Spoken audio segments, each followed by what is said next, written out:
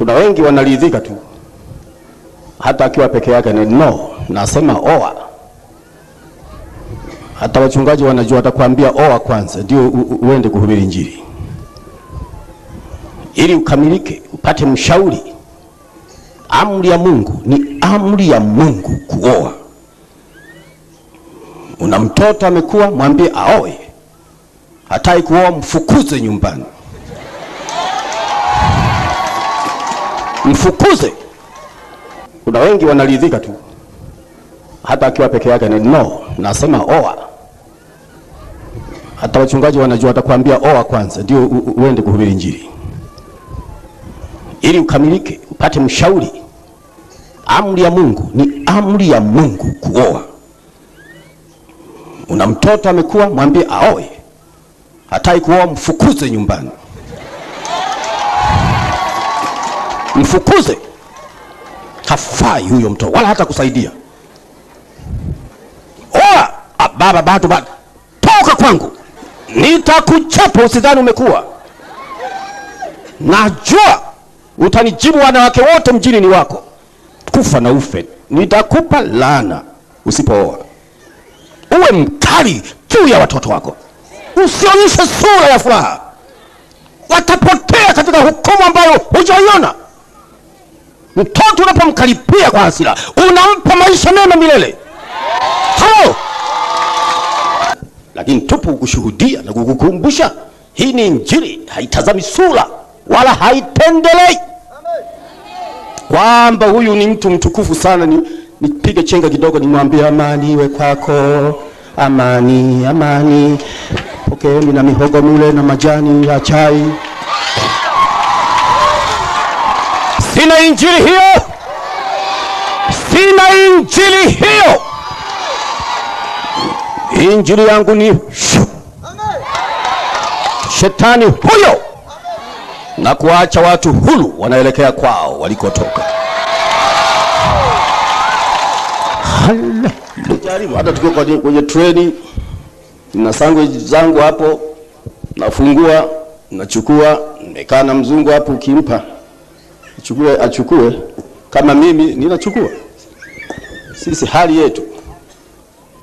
Anasema no, I can't, no, please, tafadhali chukua. No, anatoka na kutoka pale. Mmekosana kumlazimisha kula. Kama unapenda, uuliza wa jirani yake, kwa nini amekataa? Kwa sababu hakukitumikia kwa jasho lake, hawezi kula. Ndugu, yatakayosimama siku ya mwisho ni yale tusiyojua ni makosa. Ndio hayo yatakupeleka moto. Moto ule si mchezo, si ule unaochoma moto miti au majani au milima. Ni moto mwingine, huo ni mwekundu. Moto ule ni mweusi, halafu una macho na una uhai, unazungumza. Ndio utaona moto wa kutisha, wa heka heka. Ndio akauchagua Mungu, akauumba Mungu iwe ndio mwisho wa binadamu. Mwisho wa binadamu sio kufa. Mwisho wa binadamu ni moto ule au mbingu ile. Choose, chagua mwenyewe. Uyauze maisha yako mwenyewe, uza. Lakini tupo kushuhudia na kukukumbusha, hii ni Injili, haitazami sura wala haitendelei. Kwamba huyu ni mtu mtukufu sana, nipige chenga kidogo nimwambie amani iwe kwako, amani, amani. Pokeeni na mihogo mule na majani ya chai. Sina Injili hiyo. Sina Injili hiyo. Injili yangu ni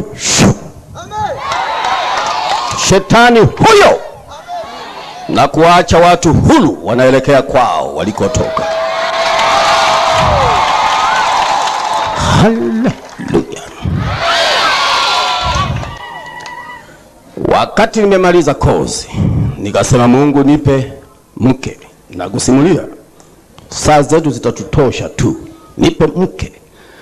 Sitafanya kazi yako bila mke. Kuna wengi wanaridhika tu hata akiwa peke yake. No, nasema oa. Hata wachungaji wanajua, atakwambia oa kwanza ndio uende kuhubiri Injili. Ili ukamilike, upate mshauri. Amri ya Mungu, ni amri ya Mungu kuoa. Una mtoto amekuwa, mwambie aoe. Hataki kuoa, mfukuze nyumbani. Mfukuze. Hafai huyo mtoto, wala hata kusaidia. Oa, baba bado toka kwangu. Nitakuchapa usidhani umekuwa. Najua utanijibu wanawake wote mjini ni wako. Kufa na ufe. Nitakupa laana usipooa. Uwe mkali juu ya watoto wako. Usionyeshe sura ya furaha. Watapotea katika hukumu ambayo hujaiona. Mtoto unapomkaripia kwa hasira, unampa maisha mema milele. Halo. Sipendi mzazi ambaye usimpige. Kuna kama mama kwenye radio, ni kaadui kangu. Na ka Mungu vile vile. Kaadui ka Mungu. Na kwa mcha Mungu. Mtoto anapolia, ungoja umuulize. Labda kuna kitu analilia. Muulize kwanza wa kumbembeleza. Mpe mdanganyie pipi ili anyamaze. Hata unapoona amekosea, ujue yeye bado mtoto. Mdanganyie pipi ili anyamaze. Hata unapoona amekosea, ujue yeye bado mtoto. Mungu akamwambia Eli, kwa kuwa hukutumia fimbo ya ukali kwa watoto wa kweli, sasa wanaichafua madhabahu, nimekuhukumu na watoto wako watakufa na wewe utavunjika shingo. Na yakatimia. Unasema tu kwa mdomo, hata uwe mkali kwa mdomo, chukua fimbo. Mama, hata alie, mama. Kuna vitoto vingine vinalia kwa huzuni kweli. Hako unakaonea hurumu na basi mwanangu basi. Unambembeleza tena, hata jua. Chapa, kimbia kwenda kwa sehemu usirudi. Halo. Hii ni habari njema iletayo uzima milele na milele kwa binadamu. Ni Injili ya Yesu. Itazama, Injili ya Yesu ilikuwa kali, sio ya kama zetu hizi. Injili ya Yesu. Lakini nipe mke basi. Nipe mke. Hilo tu, neno moja tu, nipe mke. Sio yule ambaye umemtazama ukampenda kwa macho ya mwili. Ukichanganyikiwa na kutojua ni nani na ni wapi, au nioe kanisani kwangu hapa, mchungaji wangu, wewe unawajua wote waliomo wanaojaa kwenye cathedral hii.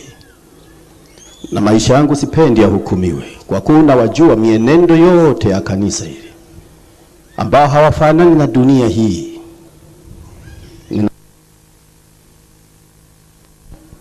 Au nataka mke yule maua yanayochomoza asubuhi. Mimi nataka mke basi ni yule. Unamwona yule anayekwenda hivi. Usidhani hakuchana, amechana. Nywele zake ziko hivi hivyo tu. Chanuo likifanya hivi zinabaki hivi hivyo. Kama ukitaka mke useme maisha yangu, basi ni huyo. Mwingine wa pili ni yule. Unamwona huyo? Au usijionyesha basi kuchungulia na wewe ni. Wewe tazama kwa mbali tu. Yule anayekwenda si unaona miguu yake iko hivi? Amejaliwa alinganisha ya wengine, anataka atembee kama alivyozaliwa. Kwa hiyo huyo ni mke. Ukitaka mke, usije ukafanya cheni hapa kwenye uso. Siku zote unafanya unatoka kwenda kazini mpaka uache. Ni huyo. Lakini ukipenda hapa siku zote na makofi, chukua hawa. Chukua. Utaona. Mnanisikia vijana? Ole, kwa sababu hukumu inawasubiri. Wala Mungu hata samehe. Wala hata juu naimba kwaya au chama cha CCM au wapi, hata hana habari hiyo. Ana habari na mtu mwaminifu, kijana mwaminifu. Na siwe mchungaji adui. Mchungaji ndio mshauri wako. Uwe karibu naye. Mshike hivi nganganga. Wengine wanajipendekeza kwa wachungaji, sijui waseme nini. Sema ndio, mimi hapa najipendekeza. Sasa Nikasema lazima niwe karibu na mchungaji wangu nipate mema. Kwenye maongezi ya vijana, vunja, haribu urafiki, makundi ya vijana, wewe ndio unacheka humo na furaha na kausha hivi. Haribu. Ukipenda ufalme wa Mungu, ondoka. Maana hawakusaidii neno isipokuwa anasa na maua ya hapa duniani. Lakini ukipenda hayo, endelea, mwisho wako utauona. Na shukuru Mungu hakunipeleka huko, niliyakana toka zamani. Baada ya hapo nikamwambia rafiki yangu mmoja, mimi nataka mke.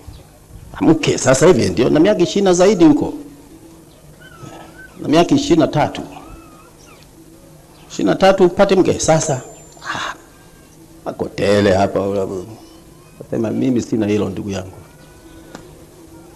Kama unaye mke, nakupa shauri hili, uniombee. Alafu nikaondoka, nikamweleza mchungaji wangu, kwa wa pili, wa tatu mama yangu mmoja ambaye alinisaidia sana, mzungu missionary, alinilea. Alienda kuniaminisha kule shuleni kwamba huyu atachukua vipindi vyetu. Nikafikisha watu 3. Hao tu, sikumwambia mtu. Tena nikasema usimwaeleze yoyote nataka mke. Please, mnyamaze. Isipokuwa mnisaidie. Siku moja natoka kazini, rafiki yangu yule Semia Nyakabungu, nasema uliniambia kweli siku moja kwamba unataka mke? Basi wale unaona wale wanakuni wanakuja wale, basi nitakuonyesha ni nani. Twende tu njia hii. Tukaenda njia hiyo. Basi akasema yule wa nyuma. Akasema asante. Nikaenda. Hamjambo, hatujambo.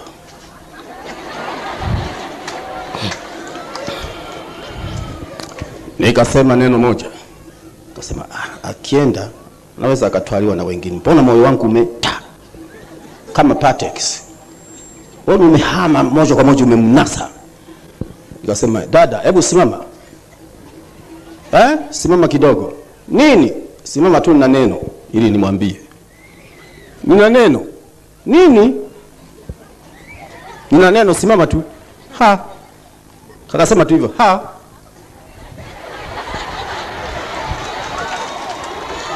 Nikasema nimeona sasa huyu ni mwanamke. Maana hivi angesimama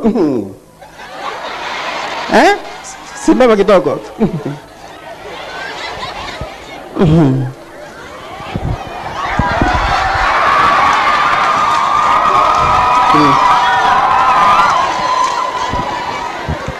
Pale tayari ndio utajua ni bara zuri huyu. Kwa kila mtu anafanya hivyo. Huyo mwache. Nikarudi, maana mwenzangu anazidi kwenda tu, badilisha na hatua. Nikaondoka, nikaenda kwa mchungaji. Kasema nimeambatana moyo mmoja na binti mmoja.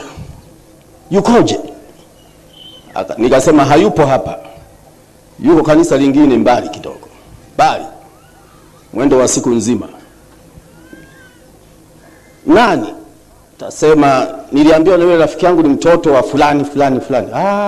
Baba yake namjua. Nikaenda kwa yule mama wa kizungu. Mama,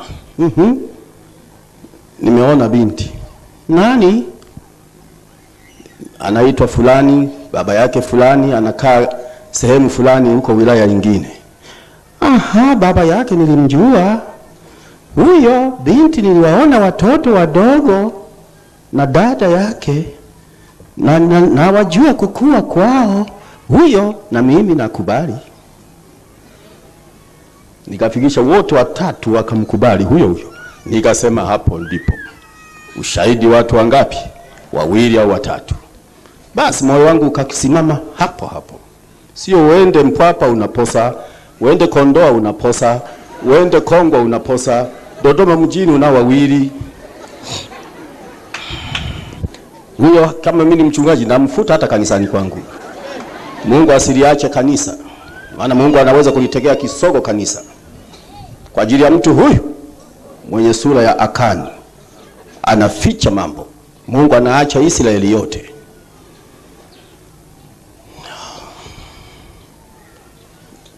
Mwaka 53 nikapata mke huyo mpaka leo. Mke huyu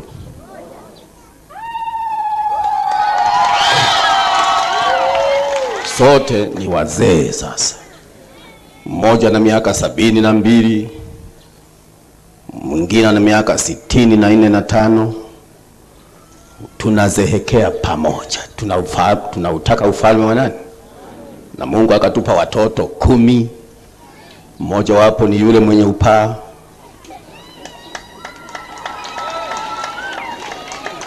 Watoto 10 wakaniletea sasa wajukuu 40 na zaidi. Mimi nasema tuzaeni, muijaze nchi. Wanaowashinda kulea lundikeni hapa. Sio maisha magumu ili ufunge kizazi uzae wawili. Na Mungu anakata riziki yote. Hata ile ya watoto wawili haikutoshi mpaka leo. Usifikiri Mungu hawezi kujikana mwenyewe kwa neno aliloliandika. Mzae muijaze nchi. Wewe unasema maisha magumu utawasomeshaje? Na utawalisha vipi? Wawili watatu nao uweza kuwabeba. Hata hawa wawili wamekushinda. Kimoja hata hakakujali, hata kukuletea chumvi hakataki. Binadamu, Mungu anakutekea kisoko. Unayoyapata sasa ni hayo. Usilalamike kwa Mungu. Chanzo chake ni wewe. Tumemwacha Mungu kwa mambo ambayo tunaona sio dhambi. Paka upate idhini ya dokta.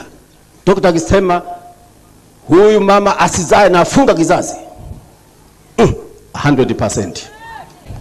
Maisha yangu yote nimemwishia Mungu. Ujana wangu nimemtupia Yesu.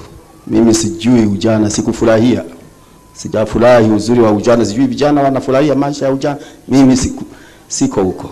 Ujana wangu nimeutoa sadaka kwa Mungu. Sadaka kwa Mungu na ngoja taji, heshima juu.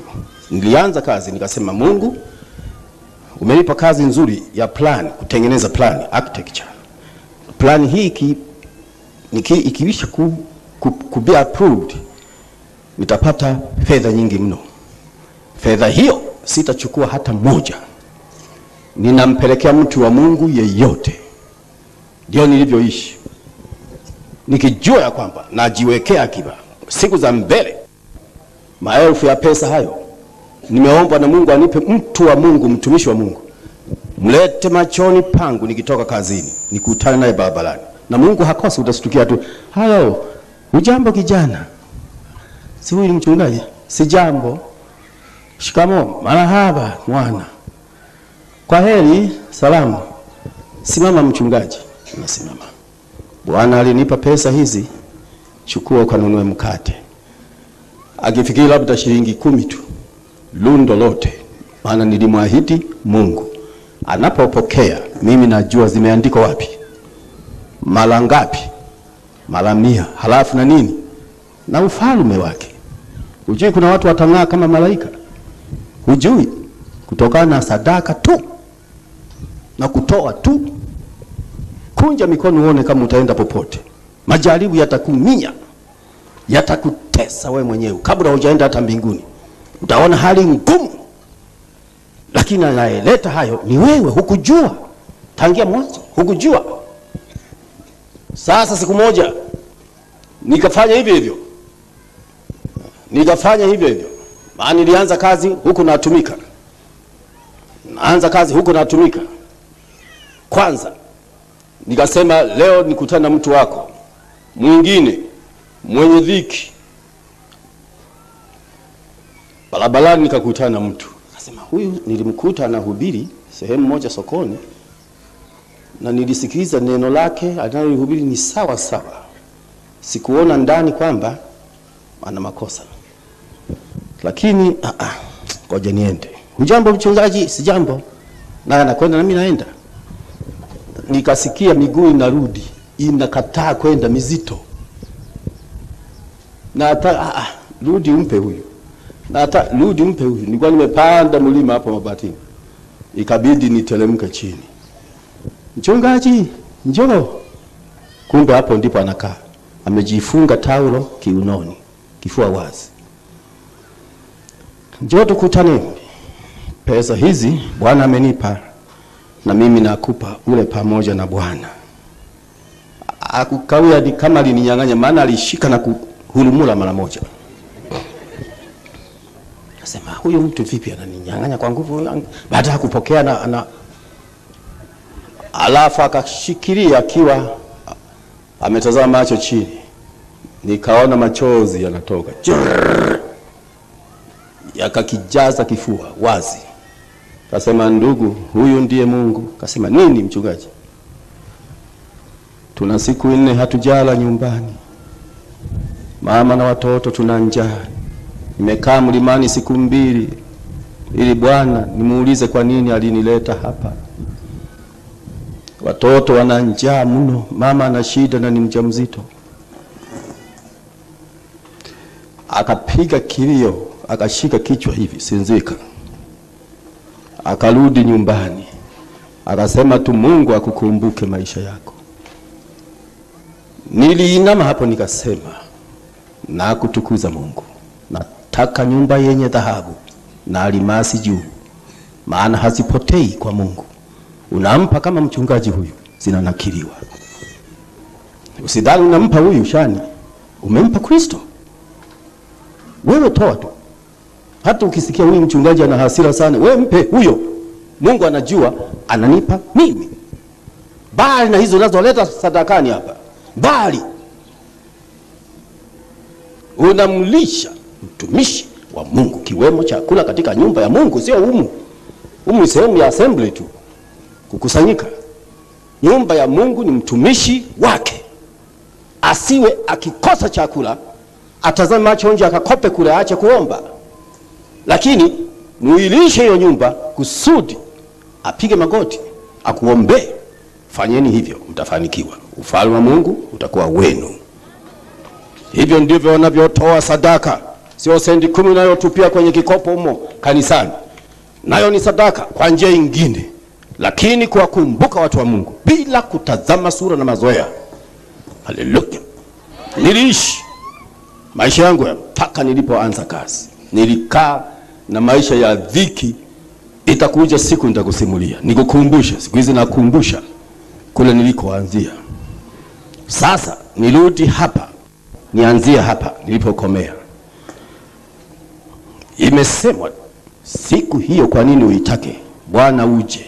Siku ya kurudi Bwana, kila mtu siku ya kurudi Bwana. Wahubiri Yesu anakuja, Yesu atakuja.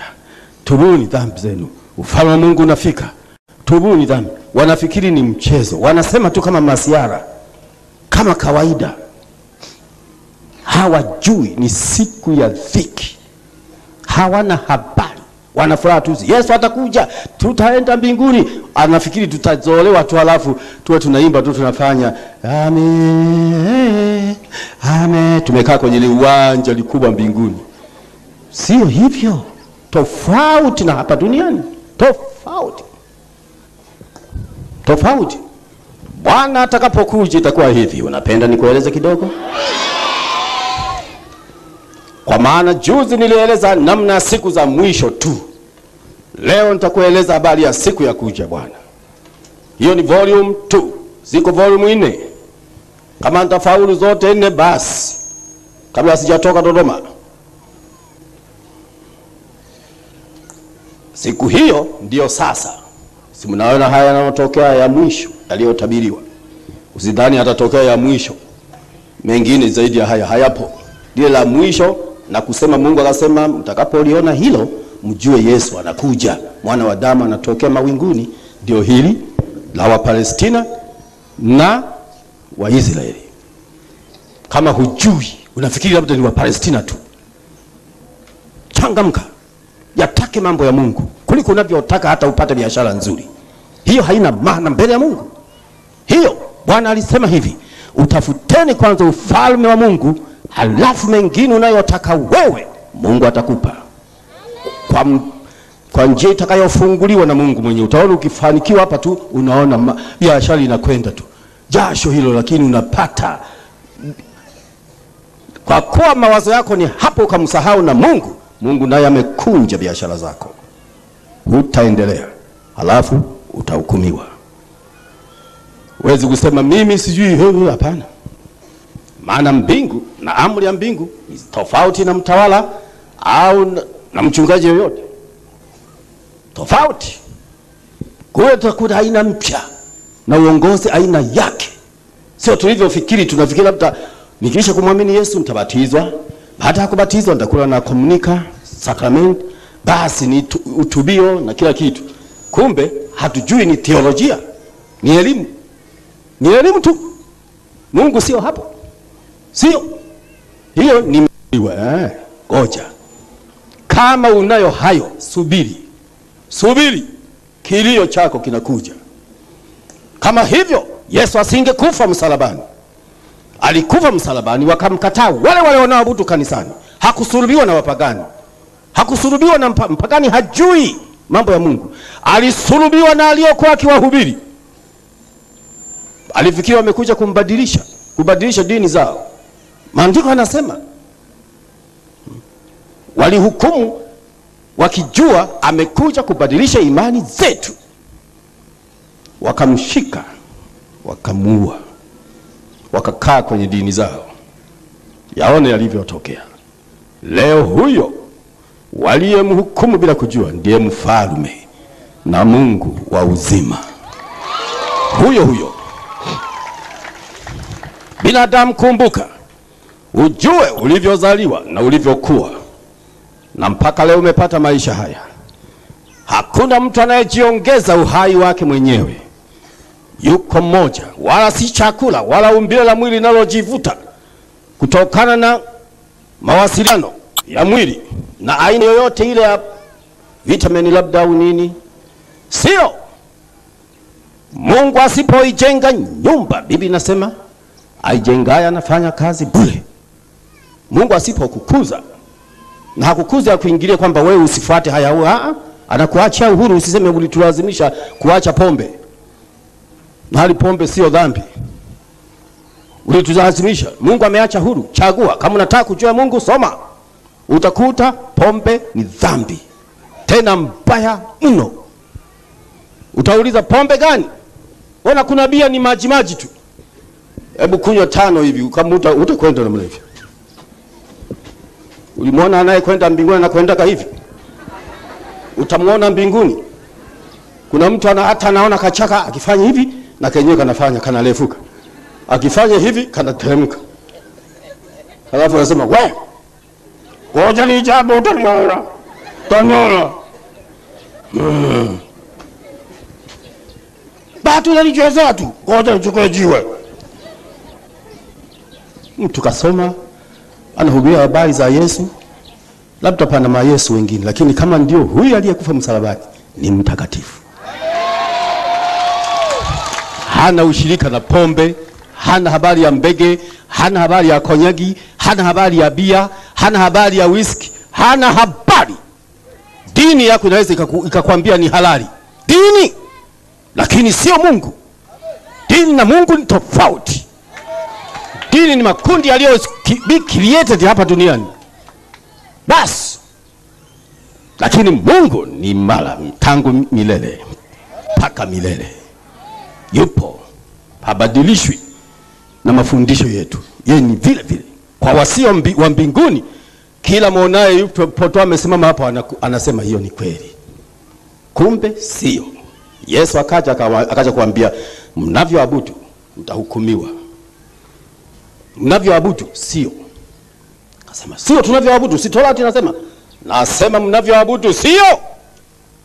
Wakamkamata wakamnyonga, lakini siku ya 3 akafufuka. Yu hai. Haleluya!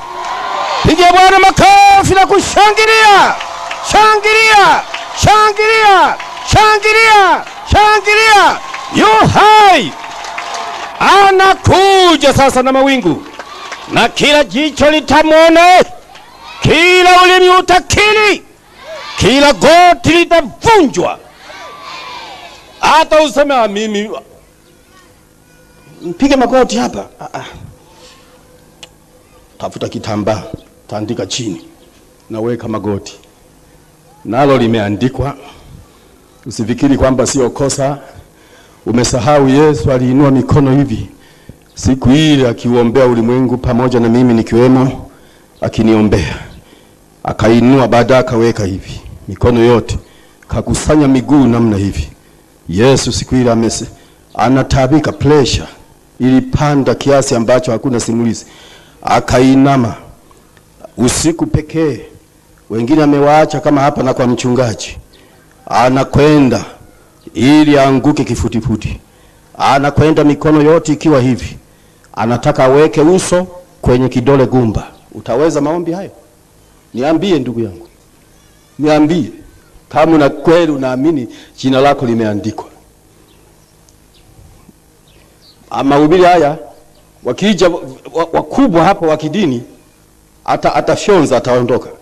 Maana ameguswa na yeye, inabidi atubu. Maana anapoteza umma wa Mungu, atahukumiwa.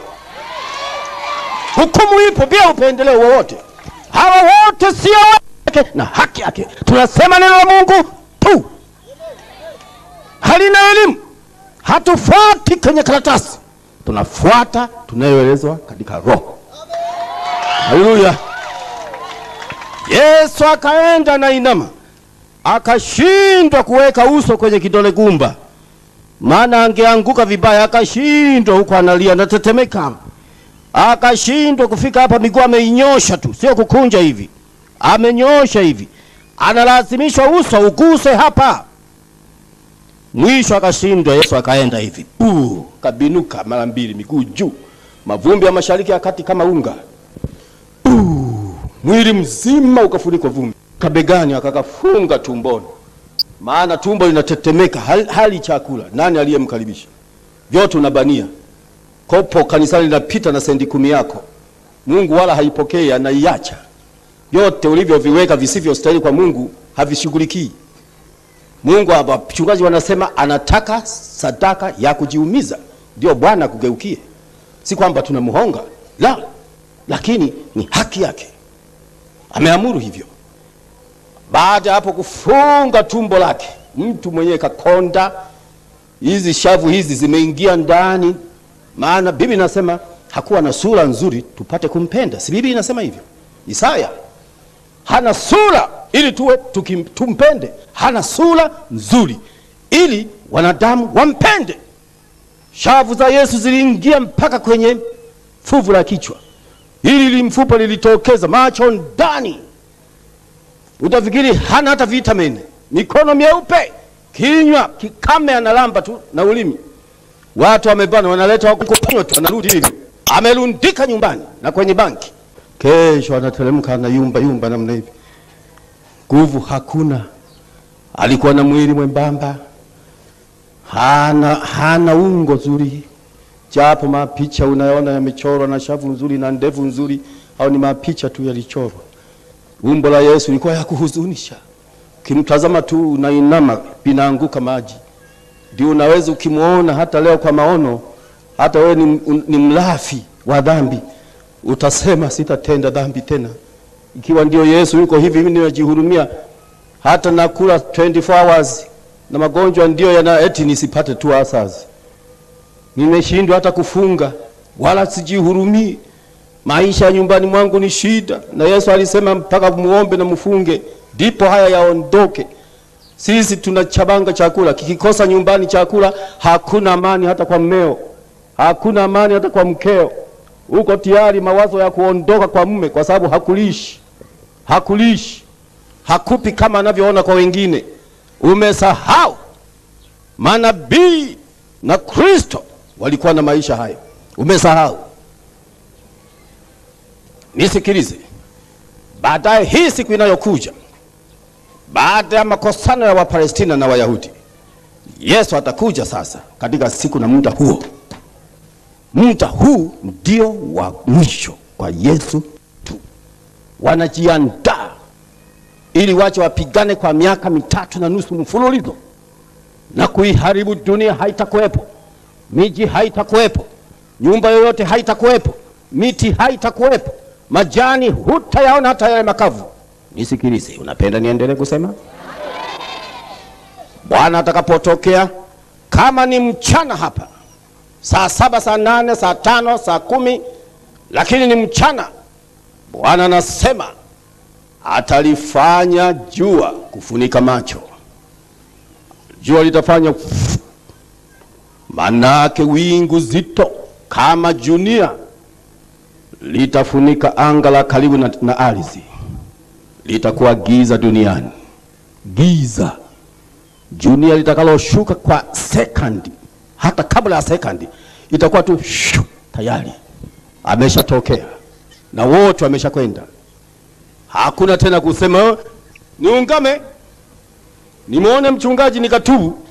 Wanaozoea kwenda ana mke mwingine kule, ana watoto wa maficho, hujui hilo. Unamtegemea bila huyu Yesu. Mchungaji ni msaada wako kwa mambo ya kiroho, lakini siri ya maisha yake ni huyu anayemtumikia.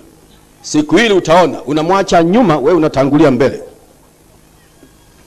Sikiliza, wakati huo kama umebaki hujaenda na hali umeona tu kama hujasema ye limeshafunika, kama utayakumbuka mahubiri haya, geuka utazame mashariki kwenye mawingu yale. Utaona kimulimuli kama kijitaa kwenye giza. Kama uweke koroboi kwenye giza nene kabisa, mwezi umeshaingia, nene na mawingu yapo, alafu weka koroboi hapa, wewe usimame kama na kwenye kanisa lile kule, utakaona kale ka kimulimuli kadogo namna hivyo. Wataona kimulimuli kidogo pale juu mashariki. Basi hiyo jua nimeachwa. Hiyo sasa hata kama ulikuwa na viatu vizuri huvikumbuki. Sema mama nimebaki mpaka sasa sijaenda. Chini. Jaribu sasa kufikiria.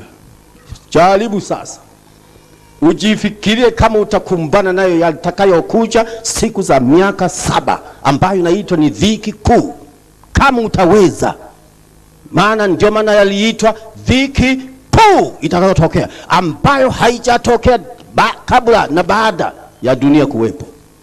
Ndio haya tunayahubiri na yaliyomfanya Yesu afe msalabani ili binadamu ayaepuke haya.